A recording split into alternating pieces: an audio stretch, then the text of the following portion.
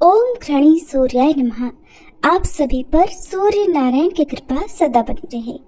आज आप सुनेंगे ज्येष्ठ मास महात्म्य में आगे की कथा, और कथा के अंत में आज आप सुनेंगे दशरथ कृत शनि स्तोत्र का हिंदी अनुवाद और शनिदेव की कथा। शनिदेव को न्याय का देवता माना जाता है और जिनकी कुंडली में किसी भी प्रकार का कोई भी शनि दोष हो, उन्हें आज के दिन सच्चे मन से शनि देव के इस स्तोत्र का पाठ या श्रवण अवश्य करना चाहिए। अब पहले सुनिए आज के ज्येष्ठ मास महात्म्य की कथा। ज्येष्ठ मास में आज रसपान कीजिए भद्र ब्राह्मण की कथा तथा ज्येष्ठ मास में सूर्य मंदिर में दीपदान करने के फल के बारे में। श्री ब्रह्मा जी बोले, हे विष्णु, जो ज्येष्ठ मास में सूर्यदेव के मंदिर में दीप प्रज्वलित करता है उसे संपूर्ण यज्ञों का फल प्राप्त हो जाता है और वह तेज में सूर्य के समान तेजस्वी होता है। अब मैं आपको भद्र ब्राह्मण की कथा सुनाता हूँ जो समस्त पापों का नाश करने वाली है। उसे आप सभी सुनिए। प्राचीन काल में महिष्मती नाम की एक सुंदर नगरी में नाग शर्मा नाम का एक ब्राह्मण रहा करता था। भगवान सूर्य की प्रसन्नता से उसके 100 पुत्र हुए। सबसे छोटे पुत्र का नाम था भद्र। वह सभी भाइयों में अत्यंत विलक्षण विद्वान था। वह भगवान सूर्य के मंदिर में नित्य दीपक जलाया करता था। एक दिन उसके भाइयों ने उससे बड़े आदर से पूछा, भद्र, हम लोग देखते हैं कि तुम भगवान सूर्य को न तो कभी पुष्प, धूप, नैवेद्य आदि अर्पण करते हो और न कभी ब्राह्मण भोजन कराते हो। केवल दिन रात मंदिर में दीप जलाते रहते हो। इसमें क्या कारण है? हमें भी तो बताओ। अपने भाइयों की बात सुनकर भद्र कहने लगा, भ्रातृगण, इस विषय में आप लोग एक आख्यान सुनिए। प्राचीन काल में राजा इक्ष्वाकु के पुरोहित महर्षि वशिष्ठ थे। उन्होंने राजा इक्ष्वाकु से सरयू तट पर सूर्य भगवान का एक मंदिर बनवाया। वे वहां नित्य गंध पुष्पादि उपचारों से भक्ति पूर्वक भगवान सूर्य की पूजा करते और दीपक प्रज्वलित करते थे। विशेषकर ज्येष्ठ मास में भक्ति पूर्वक दीपोत्सव किया करते।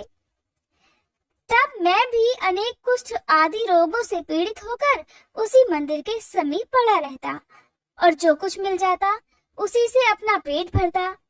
वहां के निवासी मुझे रोगी और दीनहीन जानकर मुझे भोजन दे दिया करते थे। एक दिन मुझ में ये कुत्सित विचार आया कि मैं रात्रि के अंधकार में इस मंदिर में स्थित सूर्य नारायण के बहुमूल्य आभूषणों को चुरा लूं। ऐसा निश्चय कर मैं उन भोजकों की निद्रा की प्रतीक्षा करने लगा। जब वे भोजक सो गए तब मैं धीरे धीरे मंदिर में गया और वहां देखा कि दीपक बुझ चुका है।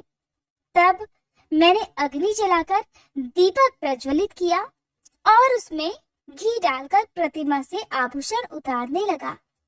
उसी समय वे देवपुत्र भोजक जग गए और मुझे हाथ में दीपक लिया देखकर पकड़ लिया। मैं भयभीत होकर विलाप करता हुआ उनके चरणों में गिर पड़ा।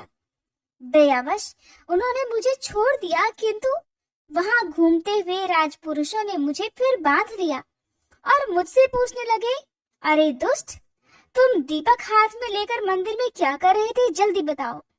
मैं अत्यंत भयभीत हो गया। उन राजपुरुषों के भय से तथा रोग से आक्रांत होने के कारण मंदिर में ही मेरे प्राण निकल गए। उसी समय सूर्य भगवान के गण मुझे विमान में बिठाकर सूर्य लोक ले गए और मैंने वहां एक कल्प तक सुख भोगा और फिर उत्तम कुल में जन्म लेकर आप सबका भाई बना। बंधुओं, ये ज्येष्ठ मास में भगवान सूर्य के मंदिर में दीपक जलाने का फल है। यद्यपि मैंने दुष्ट बुद्धि से आभूषण चुराने की दृष्टि से मंदिर में दीपक जलाया था, फिर भी उसी के फलस्वरूप इस उत्तम ब्राह्मण कुल में मेरा जन्म हुआ तथा वेद शास्त्रों का मैंने अध्ययन किया और मुझे पूर्व जन्मों की स्मृति भी हो गई। इस प्रकार उत्तम फल मुझे प्राप्त हुआ। दुष्ट बुद्धि से भी घी द्वारा दीपक जलाने का ऐसा श्रेष्ठ फल फल देखकर अब मैं नित्य भगवान सूर्य के मंदिर में दीपक जलाता रहता हूँ। भाइयों, मैंने ज्येष्ठ मास में ये दीपदान का संक्षेप महात्म्य आप लोगों को सुनाया। इतनी कथा सुनाकर श्री ब्रह्मा जी कहने लगे, हे विष्णु, दीपक जलाने का फल भद्र ने अपने भाइयों को बताया। जो पुरुष सूर्य के नामों का जप करता हुआ मंदिर में ज्येष्ठ के महीने में दीपदान करता है, वह आरोग्य, धन, संपत्ति, बुद्धि, उत्तम संतान और जाति स्मृत्व को प्राप्त करता है। षष्ठी और सप्तमी तिथि को जो प्रयत्न पूर्वक सूर्य मंदिर में दीपदान करता है, वह उत्तम विमान में बैठकर सूर्य लोक को जाता है। इसलिए भगवान सूर्य के मंदिर में भक्ति पूर्वक दीप प्रज्वलित करना चाहिए। प्रज्वलित दीपकों को न तो बुझाए और न ही उसका हरण करे। दीपक हरण करने वाला अर्थात दीपक चुराने वाला पुरुष अंध मूषक होता है। इस कारण कल्याण की इच्छा वाला पुरुष दीप प्रज्वलित करे और कभी उसका हरण ना करे। अब जानिए, यमदूत और नारकीय जीवों के संवाद के प्रसंग में सूर्य मंदिर में दीपदान करने और दीप चुराने के पुण्य पापों के परिणाम के बारे में। श्री ब्रह्मा जी बोले, हे विष्णु, एक समय घोर नरक में पड़े हुए भूखे, आर्त, दुखी और विलाप करते हुए जीवों से यमदूत ने पूछा, मूर्जनों, अब अधिक विलाप करने से क्या लाभ होगा? प्रमादवश तुम सब ने अपनी आत्मा की उपेक्षा कर रखी है। पहले तुम सब ने ये विचार नहीं किया कि इन कर्मों का फल आगे भोगना ही पड़ेगा। ये शरीर थोड़े ही दिनों तक रहने वाला है, विषय भी नाशवान है, ये कौन नहीं जानता। हजारों जन्मों के बाद एक बार मनुष्य जन्म मिलता है, उसमें क्यों मूर्जन भोगों की ओर दौड़ते हैं? वे पुत्र, स्त्री, गृह, क्षेत्र आदि के लिए प्रयत्नशील रहते हैं और उनमें आसक्त होकर अनेकों दुष्कर्म कर डालते हैं। ये मूर्ख अपना हित नहीं जानते। वे ये भी नहीं जानते कि सूर्य, चंद्र, काल तथा आत्मा ये सभी मनुष्य के शुभ और अशुभ कर्मों को देखते रहते हैं, अर्थात साक्षी भूत हैं। न केवल एक जन्म अपितु सैकड़ों जन्मों में भी पुत्र, स्त्री आदि के लिए जो जो कर्म किया जाता है उसे अच्छी तरह से ये जानते रहते हैं। मोह की ये महिमा तो देखो कि नरक में भी ममता बनी रहती है। इस प्रकार परिणाम में भयंकर विषयों के द्वारा आकृष्ट चित्त वाले मनुष्यों की बुद्धि परमार्थ तत्व की ओर नहीं होती। जिह्वा द्वारा भगवान सूर्य का नाम लेने में कौन सा श्रम है? मंदिर में दीप जलाने में भी अधिक परिश्रम नहीं पड़ता। फिर भी यदि मनुष्य से इतना भी नहीं हो सकता, तो अब रोने और विलाप करने से क्या लाभ है? जैसा किया वैसा फल पाया। इसलिए पाप कर्म में कभी भी बुद्धि नहीं लगानी चाहिए। अगर कोई अज्ञान से पाप कर्म हो भी जाए तो सूर्य भगवान की आराधना करे, जिससे सारे पाप नष्ट हो जाए। श्री ब्रह्मा जी बोले, यमदूत के ऐसे वचनों को सुनकर तथा भूख से व्याकुल, प्यास से सूखे कंठ वाले, दुख से पीड़ित वे नारकीय जीव उससे कहने लगे, साधु, हमने ऐसा कौन सा कर्म किया जिससे हमें इस दारुण नरक में वास करना पड़ा? तब यमदूत कहने लगे, पूर्व जन्म में यौवन के उन्माद से उन्मादित तुम अविवेकियों ने घी के लोभ में भगवान सूर्य के मंदिर से दीप चुराया था। उसी कारण इस घोर नरक में तुम सब दुख भोग रहे हो। श्री ब्रह्मा जी बोले, अच्युत, मैंने सूर्य के मंदिर में दीपदान करने के पुण्य तथा दीप हरण करने के दुष्परिणामों का वर्णन किया। दीपदान करने का तो सर्वत्र ही उत्तम फल है, परंतु सूर्य नारायण के मंदिर में विशेष फल है।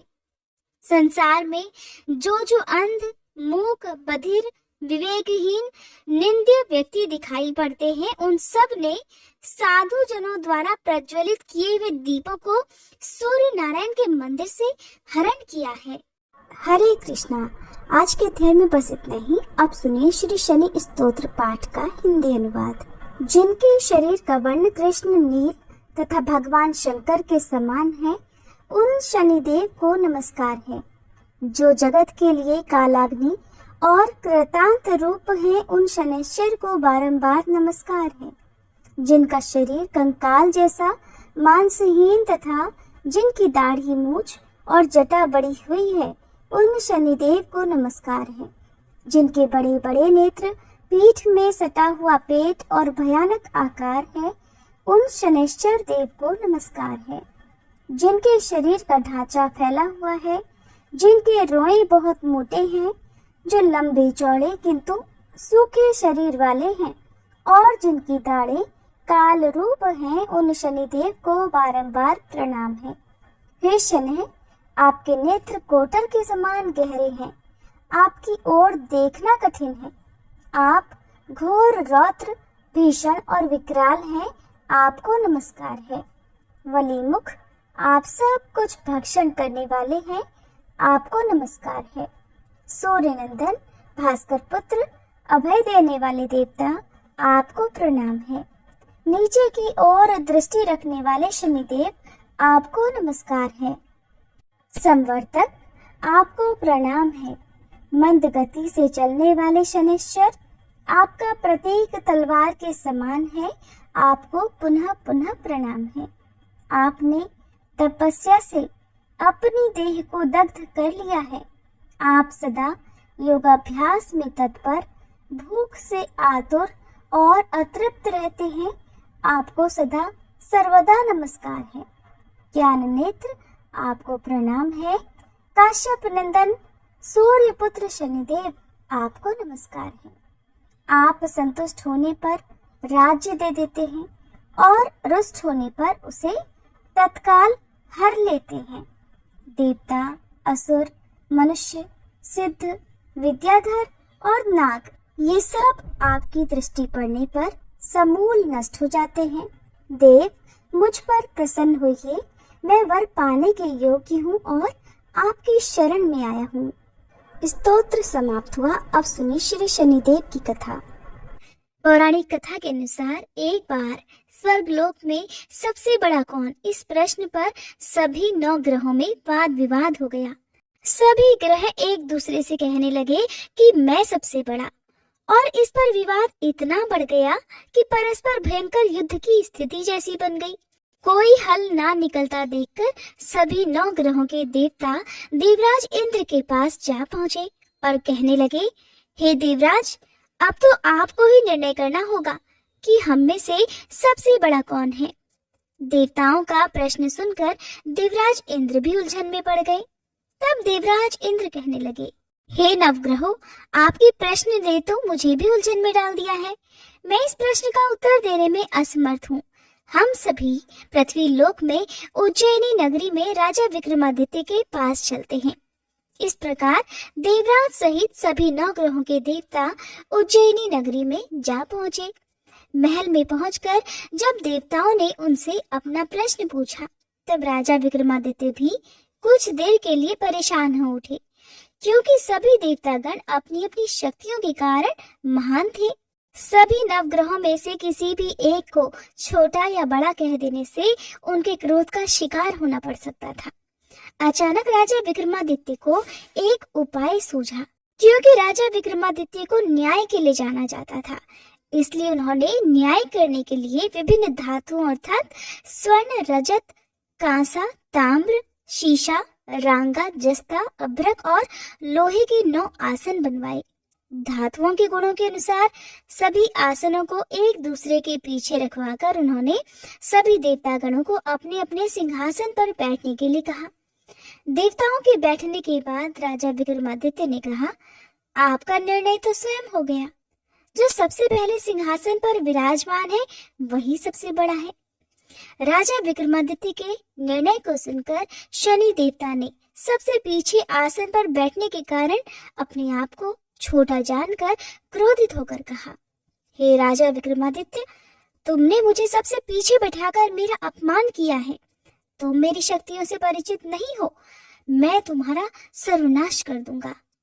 तब शनिदेव ने कहा, सूर्य एक राशि पर 1 महीने, चंद्रमा 2.25 दिन, मंगल 1.5 महीने, बुध और शुक्र 1 महीने, बृहस्पति 13 महीने रहते हैं, लेकिन मैं किसी राशि पर 7.5 वर्ष अर्थात 7.5 जिसे कहते हैं तक रहता हूँ। बड़े बड़े देवताओं को मैंने अपने प्रकोप से पीड़ित किया है। यहाँ तक कि श्री राम को भी 7.5 के कारण ही वन में जाकर रहना पड़ा था। रावण को 7.5 के कारण ही युद्ध में मृत्यु का शिकार बनना पड़ा। हे राजा, अब तू भी मेरे प्रकोप से नहीं बच सकेगा। इसके बाद अन्य ग्रहों के देवता तो बड़ी प्रसन्नता के साथ वहां से चले गए, परंतु शनिदेव बड़े क्रोध के साथ वहां से विदा हुए। राजा विक्रमादित्य पहले की तरह ही न्याय करते रहे। उनके राज्य में सभी स्त्री पुरुष बड़े आनंद से अपना जीवन यापन कर रहे थे। इस प्रकार कुछ दिन ऐसे ही सुकून से बीत गए, लेकिन उधर शनि देवता अभी तक अपने अपमान को नहीं भूल पाए थे। राजा विक्रमादित्य से बदला लेने के लिए एक दिन शनिदेव ने घोड़े के व्यापारी का रूप धारण किया और बहुत से घोड़ों के साथ उज्जैनी नगरी में जा पहुंचे। राजा विक्रमादित्य ने अपने राज्य में किसी घोड़े के व्यापारी के आने का समाचार सुना, तो उन्होंने भी अपने अश्वपाल को कुछ घोड़े खरीदने के लिए भेज दिया, क्योंकि राजा को घोड़े पालने का भी शौक था। अब घोड़े तो बहुत कीमती थे। अश्वपाल ने जब वापस लौटकर इस बारे में राजा विक्रमादित्य को बताया, तो राजा ने स्वयं आकर एक सुंदर और शक्तिशाली घोड़े को पसंद कर लिया। घोड़े की चाल देखने के लिए राजा उस घोड़े पर सवार हुए, तो वो घोड़ा तो बिजली की गति से दौड़ पड़ा। तेजी से दौड़ता हुआ घोड़ा राजा को दूर एक जंगल में ले गया और फिर वहां राजा को गिराकर जंगल में कहीं गायब हो गया। अब राजा अपने नगर को लौटने के लिए जंगल में ही भटकने लगा, लेकिन उन्हें लौटने का कोई रास्ता ही नहीं मिला। भटकते भटकते जंगल में इस प्रकार राजा को जोर से भूख प्यास लगने लगी। काफी दूर तक भटकने के बाद आखिरकार राजा को एक चरवाहा मिला। राजा ने उससे पानी मांगा। पानी पीकर राजा ने उस चरवाहे को अपनी अंगूठी दे दी। फिर उससे रास्ता पूछकर वो जंगल से निकलकर पास के ही एक नगर में जा पहुंचा। अब राजा विक्रमादित्य ने एक सेठ की दुकान पर बैठकर कुछ देर तक तो आराम किया। उस सेठ से राजा ने बातचीत की। राजा के बारे में पूछा तो राजा ने बताया कि मैं उज्जैनी नगरी से आया हूँ। राजा की कुछ देर दुकान पर बैठने से अब सेठ जी को बहुत बिक्री हुई। सेठ जी ने राजा को बड़ा भाग्यवान समझा कि इन्हीं के कारण आज मेरी दुकान में सबसे ज्यादा बिक्री हुई है, तो उन्होंने खुश होकर राजा को अपने घर पर भोजन के लिए आमंत्रित कर दिया और उन्हें अपने घर ले गए। सेठ के घर में सोने का एक हार खूंटी पर लटका हुआ था।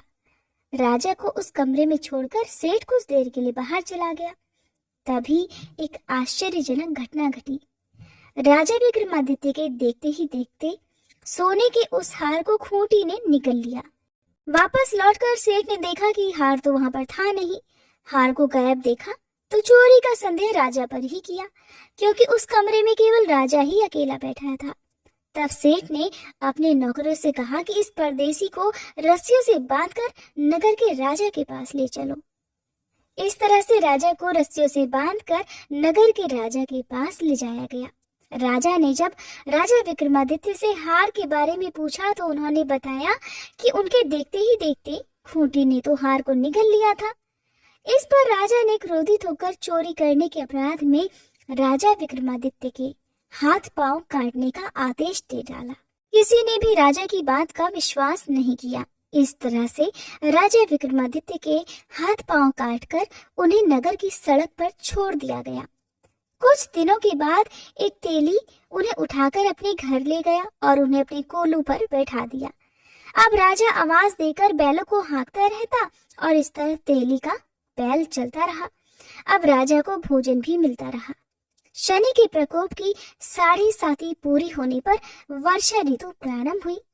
अब एक दिन राजा विक्रमादित्य एक रात को मेघ मल्हार गा रहे थे कि तभी नगर के राजा की लड़की राजकुमारी मोहिनी रथ पर सवार होकर उस तेली के घर के पास से गुजरी। जब उसने मेघ मल्हार सुना तो उसे बड़ा अच्छा लगा। दासी को भेजकर गाने वाले को बुला लाने के लिए कहा। अब दासी ने लौटकर राजकुमारी को अपंग राजा के बारे में सब कुछ बता दिया। राजकुमारी उसके मेघ मल्हार से बहुत मोहित हुई, अतः उसने सब कुछ जानकर भी अपंग राजा से विवाह करने का निश्चय कर लिया। राजकुमारी ने अपने माता पिता से जब यह बात कही कि वो एक अपंग से विवाह करना चाहती है तो वे हैरान रह गए।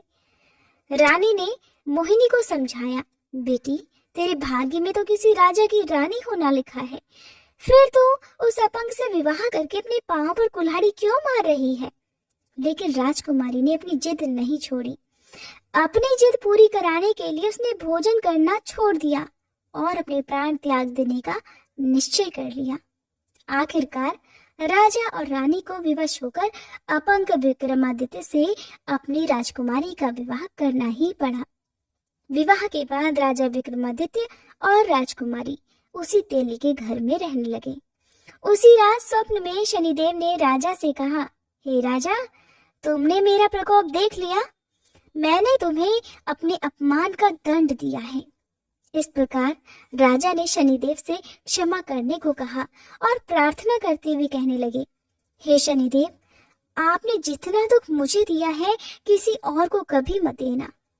तब शनिदेव ने कुछ सोचकर कहा, हे राजा, मैं तुम्हारी प्रार्थना स्वीकार करता हूँ। जो कोई स्त्री पुरुष मेरी पूजा करेगा, शनिवार को व्रत करके मेरी व्रत कथा सुनेगा, उस पर मेरा आशीर्वाद सदा बना रहेगा। इस प्रकार प्रातः काल जब राजा विक्रमादित्य की नींद खुली तो उसने अपने हाथ पांव सही सलामत देखे। ये देखकर राजा को बड़ी खुशी हुई। उसने मन ही मन शनिदेव को प्रणाम किया। राजकुमारी भी राजा के हाथ पांव सही सलामत देखकर आश्चर्य में डूब गई। तब राजा विक्रमादित्य ने अपना असली परिचय देते हुए शनिदेव के प्रकोप की सारी कहानी रानी को कह सुनाई। सेठ को जब इस बात का पता चला तो वो दौड़ा दौड़ा तेली के घर पहुंच गया। राजा के चरणों में गिरकर क्षमा मांगने लगा। राजा ने उसे क्षमा कर दिया क्योंकि ये सब तो शनिदेव के प्रकोप के कारण हुआ था। सेठ राजा को अपने घर ले गया और उन्हें भोजन कराया। भोजन कराते समय वहां एक आश्चर्यजनक घटना घटी। सबके देखते देखते उस खूंटी ने हार उगल दिया। ये देखकर सेठ बड़ा प्रसन्न हुआ और सेठ ने अपनी बेटी का विवाह भी राजा के साथ कर दिया। बहुत सारे स्वर्ण आभूषण और धन आदि देकर राजा को अपनी बेटी के साथ विदा कर दिया। अब राजा विक्रमादित्य राजकुमारी मोहिनी और सेठ की बेटी के साथ उज्जैनी नगरी में पहुंचे तो नगर वासियों ने बड़ी खुशी से उनका स्वागत किया। अगले दिन राजा विक्रमादित्य ने पूरे राज्य में घोषणा करा दी कि शनिदेव सभी देवों में सर्वश्रेष्ठ हैं, इसलिए हर स्त्री और पुरुष शनिवार को उनका व्रत करें और व्रत कथा अवश्य सुने। राजा विक्रमादित्य की घोषणा से शनिदेव बड़े प्रसन्न हुए। शनिवार का व्रत करने और व्रत कथा सुनने के कारण सभी लोगों की मनोकामनाएं शनिदेव की कृपा से पूरी होने लगी। सभी लोग बड़े आनंद पूर्वक रहने लगे। बोली शनि देवता की जय। हरे कृष्णा। आज के अध्याय में बस इतना ही। इसके आगे की कथा आप सभी आने वाले अध्याय में सुनिएगा।